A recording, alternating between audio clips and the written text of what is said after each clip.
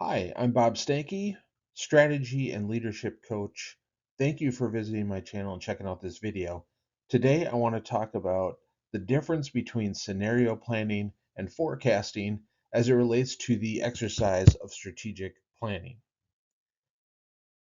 So I've got a brief deck here that I'm going to go over to walk through these topics and explain to you exactly what the difference is and how they can also work together.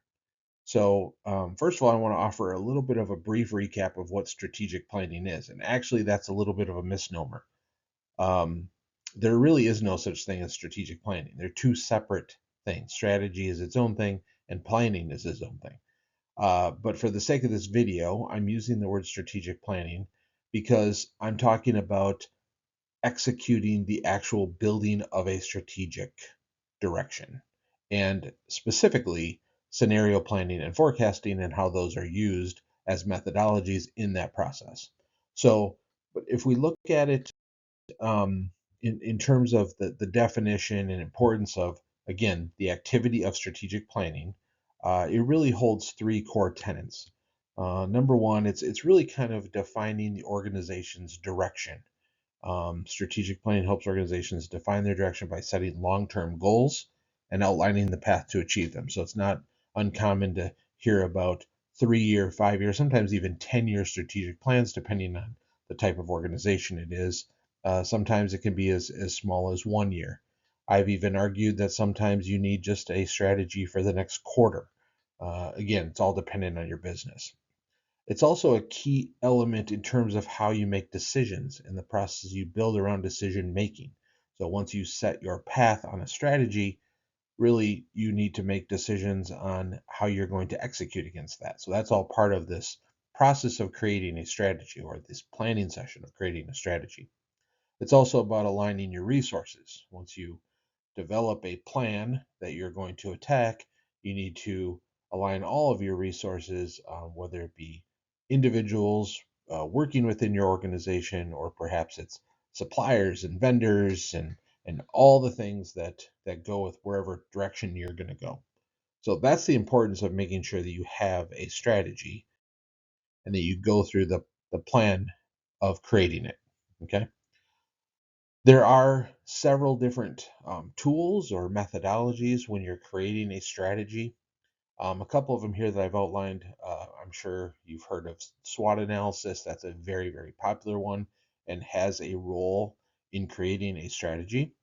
There's the PESTLE analysis, which is also incredibly important. It's a little bit more in depth. It requires perhaps a little bit more research and work to be put into that. And then, personally, one of my favorites is the balanced scorecard, which is another great thing that really brings the organization's vision and strategy into real objectives and performance measures. So, those are three very common methodologies in the process of creating a strategy.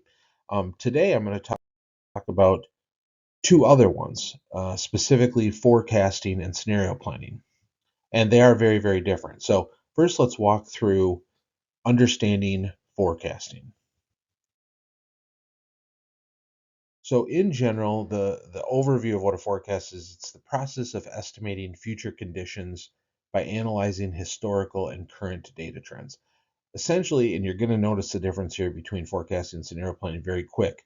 Forecasting is using historical data.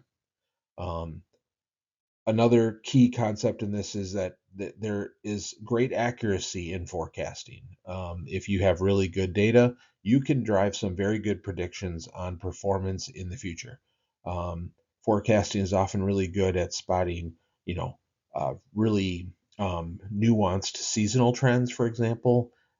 So using that historical data can give you a clear path and a very accurate path on what's to come. It's also reliable because you're using data that you already have and you have experience, numbers driven experiences that often offer some reliability, especially if you have multiple years or multiple quarters of data. You'll start to see trends. Forecasting is very much based on trends and statistical analysis. So, those are some of the definitely the key concepts of forecasting. There are different kinds of forecasting. The first one here, Qualitative is usually relying on expert opinions and market research. It's not necessarily very data driven. These are used to predict trends and often used in uncertain scenarios. So these are individuals or research that's done by a team of individuals who are trying to offer some sort of forecast on what's going to happen in the future. For the large part, they're using a quantitative method to do that, which is utilizing statistical models, looking at time series analysis and regression models to try to bring that prediction to life in their forecast. So qualitative and quantitative are often mixed together as part of the method of creating a forecast. So there's some advantages and limitations to forecasting. Number one here, informed decision making. So forecasting does give you valuable insights that enable leadership to make informed data-driven decisions. It's easy to look at a chart, see what direction it's going, and know, is that likely to continue that path or change course based on all of that historical data. Effective forecasting also allows organizations to identify risks and develop strategies to mitigate against them. So, like I said, seasonality is a perfect example. That might not be a high risk, but certainly if you're a cash flow driven business, seasonality does matter. So, being able to see that in trends, you can eliminate that risk moving forward when you can plan for it. The dependency on historical data is an important one because this follows the idea of garbage in, garbage out. Um, if you have bad historical data, it's not going to be able to help you forecast very effectively in the future. So having that dependency on that historical data has limitations if the data is not clean, if it's not accurate, if you're missing big gaps of data. So that's something to definitely weigh into account when you are conducting forecasting. It's not very predictable in terms of market variables, sudden economic changes or trends in in geoeconomics or microeconomics. Forecasting is not looking at that, and that's where we're going to talk about scenario planning in a second. So those are kind of the advantages and limitations of forecasting. So now let's look ahead and look at scenario planning, which offers a little bit slightly different view than forecasting. Key concepts and definitions. Scenario planning is the process of developing detailed narratives, and this is very specific narratives. Think stories about possible future events to inform decision making. It's very adaptable for organizations to adjust their strategies based on changing environments and uncertainties through scenario planning. Um, you can It really helps organizations prepare for various potential future incomes. This is kind of where you can put on a little bit of that hat of what if, and really kind of think outside the box on what are some of the crazy things that could happen in the market in general that would affect us.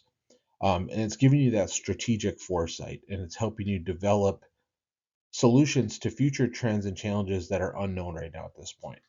A perfect example, and one of the reasons why I got so interested in scenario planning a few years ago, was obviously what happened with the COVID-19 pandemic. Many businesses were not anticipating that type of literally global scenario to occur. And so you can see what happened to a lot of companies that suffered great losses because of that, because they weren't ready. When you're doing scenario planning, those are exactly the type of things you're thinking about that could occur, and you're coming up with strategies that would combat those things if they were to happen. And we'll talk a little bit about the process here in a second. So here's the steps involved in scenario planning. First step is really determining the key issues or questions that need to be addressed in the scenario planning process. So this is really kind of narrowing down specifically what things could affect your company, your business, your industry. Not everything that happens in the world will necessarily affect every single industry, but certainly that is something to think about and weigh. So you're not spending too much of your time when you're doing scenario planning on things that would have no effect on your business. So identifying those issues at the start is a good idea. Step two, you gather some data. You're getting data and information to help inform your scenario development process. Now, again, you could say there's a little bit of bleed over into forecasting here, and certainly forecasting can play a role with scenario planning. I'll mention that in a slide coming up. They can work hand in hand with each other. In this case, just any data you might need on competitors or industry data, perhaps data on scenarios that have happened in the past. Now we have some data on COVID 19, for example. We have data on global pandemics in the modern age. And so you might want to gather some of those things if you were to try to do scenario planning around something similar of that happening in the future. Step three, then you develop these scenarios. You're really thinking outside the box. There's some scenarios that are no brainers. Certainly, supply chain issues for companies that have in-depth supply chains. There's a lot of different scenarios that could happen. We've experienced one here in 2025 with tariffs, for example. Those are things that supply chain companies think about just in general, anyways. So some of those things will just be table stakes and you'll want to plan for them. But then you will want to think about things like global pandemics. Again, perfect example. You may want to think about things that if your company or organization is affected by changes in weather patterns, you may want to think about scenarios where there is some sort of catastrophe around weather, for example. So you're developing the scenarios, you're walking through them, and you're really analyzing them to understand what the implications are in your business, and then you're literally preparing strategies on what would you do if those things happened. The exercise of scenario planning, it's not uncommon to come out with, you know, two, three, four, five different scenarios with a strategy for each so that you're prepared. Maybe you're putting those in a binder on the shelf and you're ready when that thing happens. And hopefully it doesn't happen. But the whole point of scenario planning is that you're prepared for it in advance. There are some advantages and limitations, just like with forecasting. Same thing on the scenario planning side. You have some flexibility here. You can adapt quickly to changes in the environment because you've prepared for them. One of the greatest case studies is the Shell Oil 1973 situation that happened.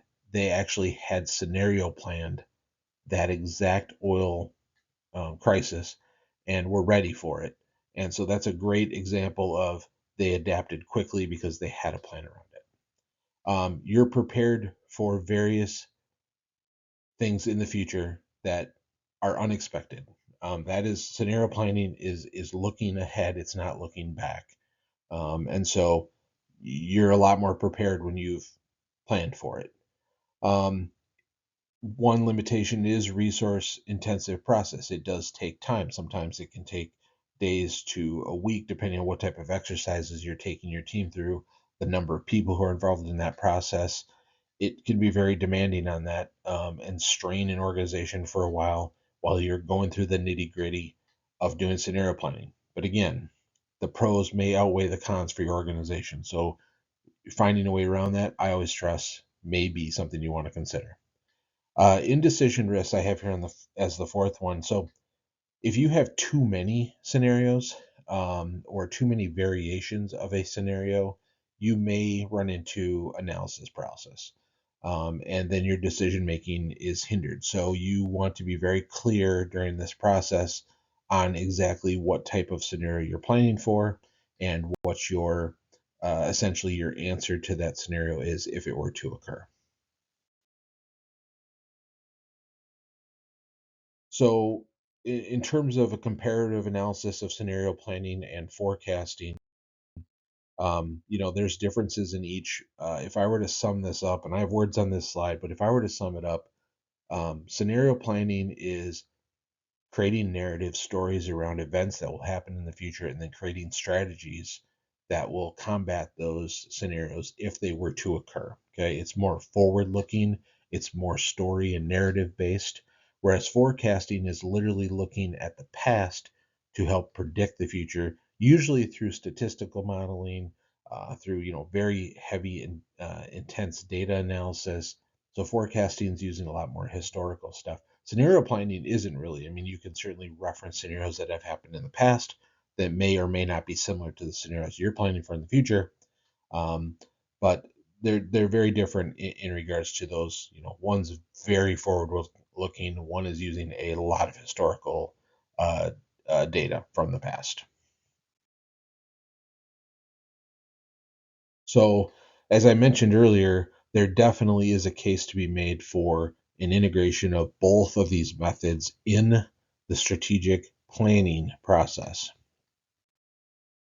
So, the way they benefit each other definitely is they balance that predictive accuracy. So, you're getting some of the historical context from the data of the past and marrying that up with a scenario that may happen in the future um, could be very beneficial. For example, and I'm just going to continue to go on the global pandemic just because that is still so recent and still obviously having effects on how businesses operate in terms of work from home policies and things like that. So we're still learning a lot as we go about what the economic and societal effects of that are having.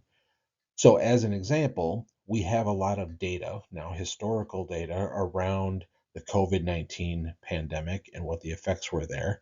So, we may want to use some of that data, historical data, to build a forecasting model for when we predict the scenario of something like that happening again in the future. So, that's an example of where you bring some balance into there. You're using a little bit of both, which should improve your accuracy of both predicting scenarios of occurring and using the data to know what the right strategies are to combat it. This is just my opinion, but COVID 19, that global pandemic, came out of nowhere. And so we weren't as prepared. And I think some of the data, though, may be a little misleading. It took us a while to understand exactly the long-term implications of COVID-19. I'll give you an example. When most companies ordered work from home when COVID started, a lot of the narrative was, we'll see in a week or two. And for a lot of companies, it's been 4 or 5 years, literally. The structure of their business completely changed. So we didn't know a lot even in those first several weeks, or you could even argue for several months. So it's hard to say if the data is really reflective of what was going on.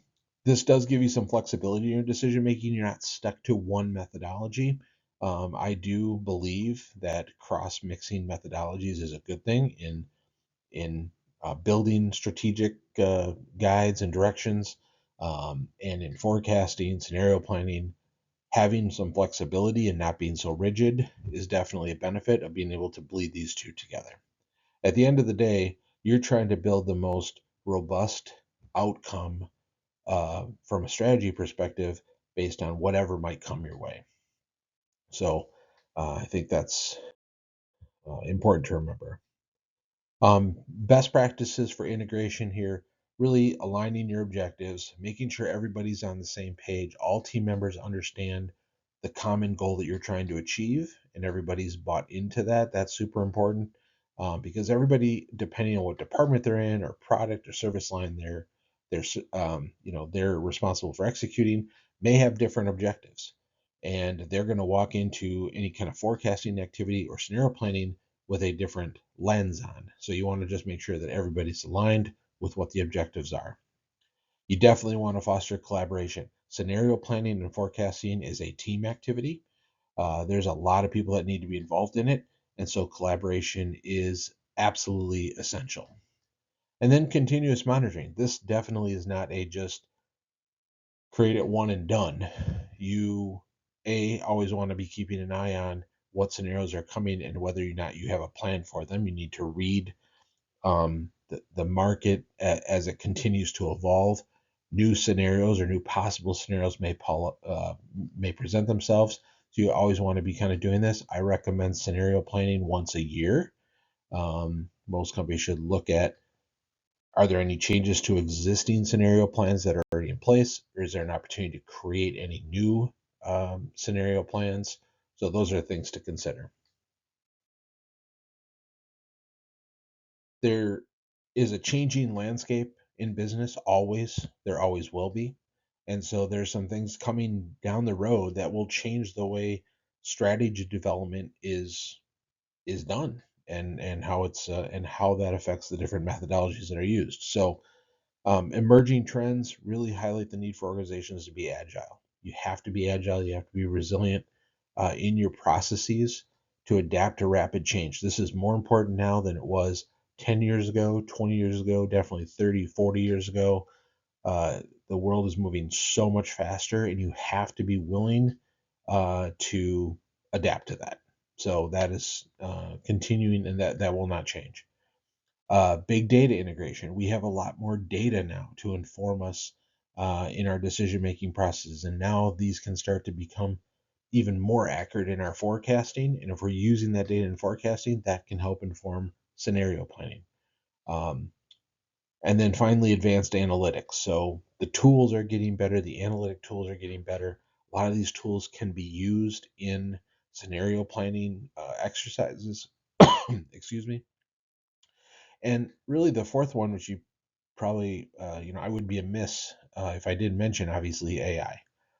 AI is starting to become a stronger force in scenario planning, definitely in forecasting. So I kind of mix that together with the big data and the advanced analytics. That's where I think the AI kind of lives in those two examples that I'm giving here.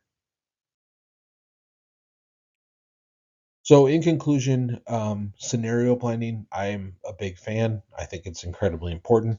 It really helps companies build a narrative, build a story of everything that could happen, and having a plan in place. If A happens, we're going to do this. If B happens, we're going to do this. If C happens, we're going to do this. And you've got those maps ready to pull out at any time. So, definitely very important. I think it's an exercise every company should go through. I think we've learned some hard lessons here, even in most recent times, that we have to be ready for these things. Forecasting still plays a big role in the development of a strategy. Using all of that historical data and creating really a data-driven, um, focused organization is incredibly important. So when you bleed these two together, um, you really created a very robust plan on what your business is going to do in the future. I'm not sure where this quote came from, but I am a product of the 90s and the 2000s in terms of music.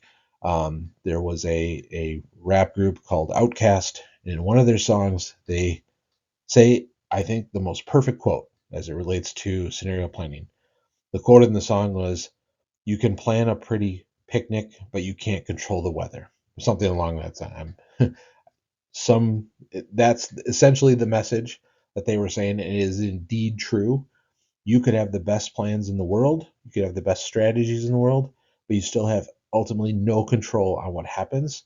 But through scenario planning and forecasting, at least you're getting a better, uh, you're creating at least a little bit of advantage by thinking ahead.